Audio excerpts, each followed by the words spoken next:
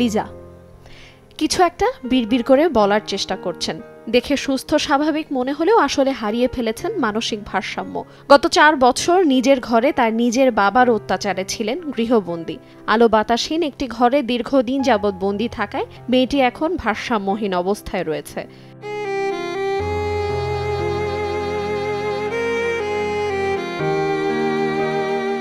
2021 সালে লিজা এসএসসি পাশ করেন। তারপর থেকেই তার বাবা তাকে ঘরবন্দি করে রাখেন। কারণ হিসেবে লিজার বাবা এনামুল হক জানান, তার বড় মেয়ে লিমা প্রেম করে পালিয়ে বিয়ে করায় একই কাজ যেন ছোট মেয়ে না করে, তাই তিনি এমনটা করেছেন। বড় মেয়েটা লেখাপড়ায় হাই স্কুলে পড়তো 9 10, তখনই অন্য ছেলের সঙ্গে বের হয়ে গেছে। জামাই মেনে নিতে হবে, নিয়েছি, তাদের দেখভাল দেখাশোনা করি। এখন এই মেয়েটা যখন স্কুলে পড়ে তখন ডিস্টার্ব দেয়, রোডে গেলে ডিস্টার্ব দেয়, কোচিংয়ে গেলে ডিস্টার্ব দেয়, কলেজে ভর্তিকে দিলাম সেখানে ডিস্টার্ব দেয়। মান সম্মান ভয়ে বাসাকে রেখে দিয়েছি। তবে প্রতিবেশীদের অভিযোগে গত 26 জুলাই রাতে পুলিশ মেয়েটিকে বন্দি দশা থেকে মুক্তি করেছেন। কারোর সঙ্গে কথা বলতে দিত না। তারপরেও আমি বলছিলাম যে চাচা আছে, আপনার মেয়ে কোথায়? তো বলতেছে যে আছে, বাসায় আছে। তারপর বাসায় আছে, বের করেন না। কাজ না, এখানকার পরিবেশ খারাপ। পরিবেশ খারাপ, এখানে তো অনেক ছেলে মেয়ে হচ্ছে লেখাপড়া করতেছে, আপনার মেয়ে কেমন করে পরিবেশ খারাপ হলো? আপনি ওই মেয়েকে বাইরে নিয়ে আসেন। না, তা সম্ভব না। ওই যে তারপর থেকে তালা বন্ধ করে রাখতো। আমরা পরে এই পদক্ষেপ নেওয়া হয়েছে। আমি বলেছি যে মেয়েটাকে আমি এক নজর দেখবো, তারপরে কাঠ ঘিরা আমরা কথা বলবো যে এরকম এমন রাস্তার মতন সিস্টেম করে গলিত মনে করে ঘিরার উপর ঘিরা, তার উপর ঘিরা, আবার কাগজ লাগিয়ে দিচ্ছে কেউ যেন না দেখতে পায়। তারপরেও আমি বলেছি যে এরকম করে থাকা যাবে না, থোয়া যাবে না, ওই মেয়েটাকে আমাকে বেরকে দাও। তারপরে আমার অধৈর্যের উপর বাদ ভেঙে যাওয়ার পরে আমি সাংবাদিক টিউনক থানাতে আমি লোকজন সেট করে আমি জানাইছি। তার বাবাকে দিয়ে আমি বলি যে মেয়েটাকে চিকিৎসা করাও এবং বাইরে ঘুরতে দাও, প্রয়োজনে আমার বাসায় মাঝে মধ্যে পাঠায় দিও। তো সে প্রতিশ্রুতি দিয়েছিল এবং এরপরে আমি খোঁজ নিয়েছি তার কাছ থেকে। সে বলছে যে আমি চিকিৎসা করেছি এবং এখন ভালো আছে। কিন্তু এখন বর্তমানে দেখা যাচ্ছে মেয়েটির অবস্থা 6 মাস আগে যাচ্ছিল তার চেয়ে এখন অনেক খারাপ। তো আমরা চাই আমাদের এলাকায় হোক আর বাংলাদেশের যে কোনো জায়গায় হোক, কোনো মেয়ে যেন এরকম পরিস্থিতিতে না পড়ে। অন্যদিকে পুলিশ জানান, মেয়েটির বাবা তাকে স্বাভাবিক পরিবেশে রাখা ও চিকিৎসা করানোর অঙ্গীকার করেছেন। যদি তার ব্যত্যয় ঘটান তাহলে তার বিরুদ্ধে ব্যবস্থা নেওয়া হবে।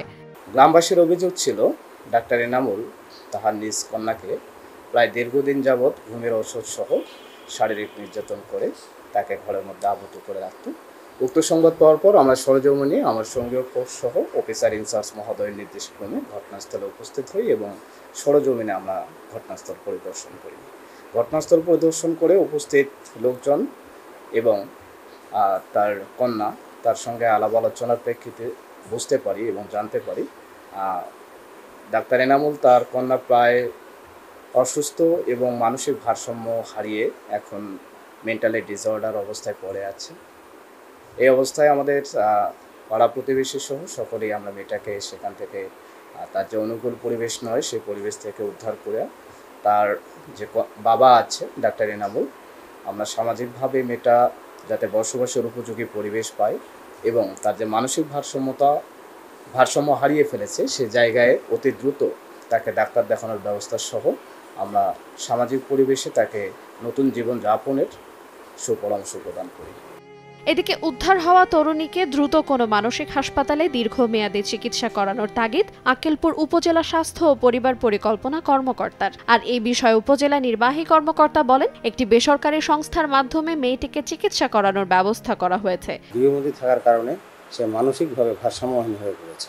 এই অবস্থায় তার সুচিকিৎসার প্রয়োজন, বিশেষ করে তার মেন্টাল এবং সাইকোলজিক্যাল সাপোর্ট দরকার, যে কারণে তাকে আমরা কোনো হসপিটাল, কোনো মানসিক হাসপাতালে চিকিৎসা নেওয়ার জন্য আমরা অ্যাডভাইস করছি। সমাজসেবা অধিদপ্তরের কর্মকর্তা সহ সেখানে সরেজমিনে যাওয়ার পর দেখা যায় যে মেয়েটি অসুন্দর কথাবার্তা বলছে, মানসিকভাবে ভারসাম্যহীন। আমরা তখন একটি বেসরকারি প্রতিষ্ঠান এনজিও ব্র্যাকের সঙ্গে সহযোগিতায় আমরা তাকে একটি মানসিক হাসপাতালে প্রেরণের চিন্তা ভাবনা করি। জয়পুরহাটের আক্কেলপুর উপজেলার পৌর শহরের মণ্ডলপাড়ায় 2 মেয়ে লিজা ও লিমাকে নিয়ে বসবাস করতেন এনামুল হক। স্ত্রীর মৃত্যুর পর থেকেই 2 মেয়েকে আগলে রাখেন তিনি। সময় সংবাদ, জয়পুরহাট।